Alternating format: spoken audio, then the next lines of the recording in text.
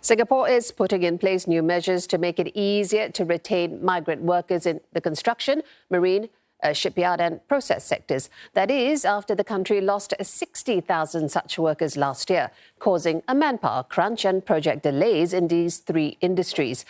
For those in Singapore with work permits and other passes expiring this year, they can extend these by up to 2 years. That's even if they have reached the maximum years of employment or employment age. Now, to retain experienced construction workers, those with employment terminated but still want to work in the country, well, they can go through a job matching scheme. This will last 6 months until next February.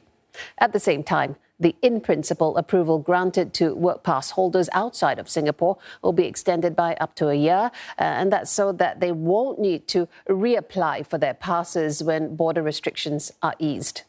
Previous limits on the minimum period of employment have also been waived for new and renewed workers from China, as well as non-traditional sources such as Myanmar and the Philippines. Now, it will give firms in the construction and process sector a wider range of manpower options. With these measures in place, we hope to support firms in the CMP sectors to ease their immediate manpower concerns due to tighter border restrictions.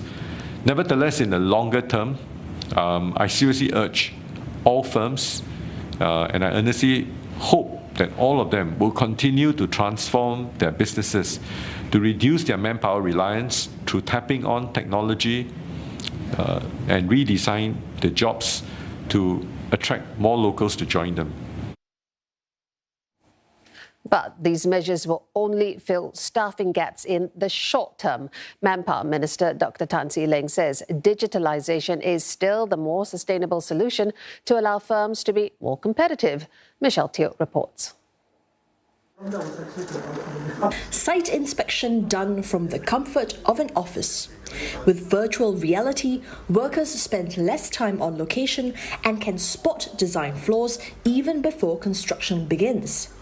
At a visit to Straits Construction, Manpower Minister Dr. Tan See Leng says this is an example of how firms can transform and rely less on foreign workers in the long term. The recent schemes to retain migrant workers are only stopgap measures, even as the number of migrant workers leaving for home has what he calls fallen dramatically. These include looking for ways to take the pressure off these sectors as the country lives with COVID-19 normally.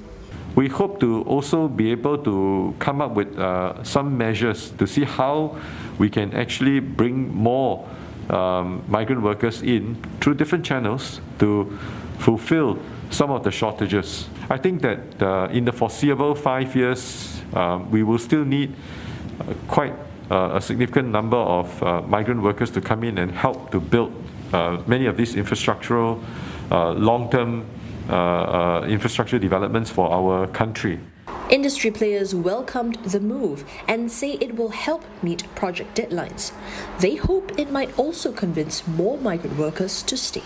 These are the initiatives to retain some of them, which are not very sure, whether they want to go home or not to go home. A lot of our workers who went home to, especially the South Asian country, Bangladesh and India, they wanted to come back here because I think they like to work in Singapore.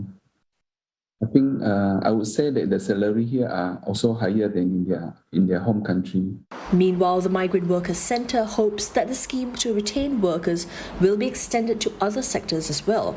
It says that will give the country a skilled pool of such workers to boost productivity and competitiveness in the long run.